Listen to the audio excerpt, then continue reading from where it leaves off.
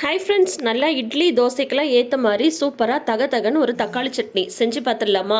இந்த மாதிரி ரெசிபீஸ்லாம் செய்யும்போது எப்போவுமே நீங்கள் நல்லா கனிஞ்ச தக்காளியாக எடுக்கும்போது அதோட டேஸ்ட்டுமே நல்லாயிருக்கும், உங்களுக்கு கலருமே ரொம்ப நல்லா கிடைக்கும்.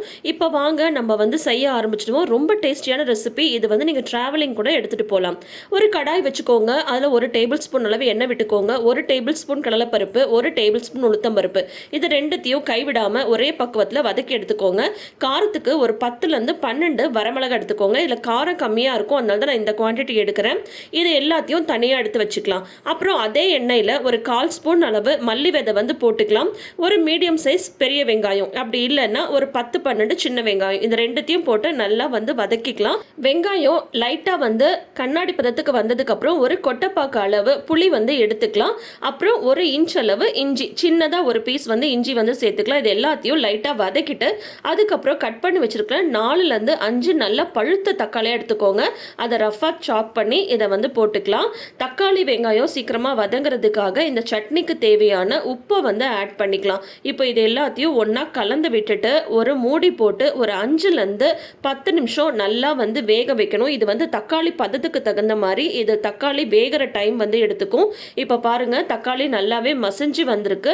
இந்த ஸ்டேஜில் ஒரு கைப்பிடி அளவு உங்கள் வீட்டில் கொத்தமல்லி தழை இருந்தாலும் சரி, இல்லை புதினா தழை இருந்தாலும் சரி, ரெண்டுத்துல ஏதாவது ஒன்றை ஆட் பண்ணிக்கோங்க. லைட்டாக இது எல்லாத்தையும் வதக்கி விட்டுட்டு ஒரு நிமிஷம் அப்படியே இருக்கட்டும்.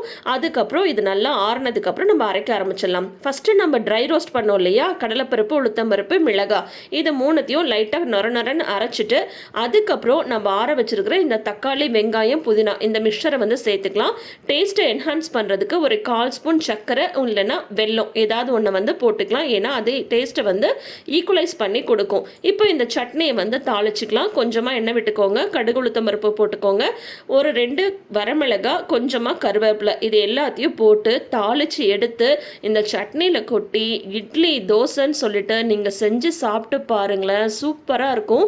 நீங்கள் ட்ராவல்லாம் பண்ணும்போது இந்த மாதிரி ஒரு சட்னியை நல்லா வதக்கி ஆற வச்சு அரைச்சி எடுத்துகிட்டு போகும்போது அந்த சட்னி கெடாமல் இருக்கும். கண்டிப்பாக ட்ரை பண்ணி பாருங்கள். வீடியோ பிடிச்சிருந்தா லைக் பண்ணுங்கள், சேனலை சப்போர்ட் பண்ணுங்கள், சப்ஸ்கிரைப் பண்ணுங்கள். Thank you.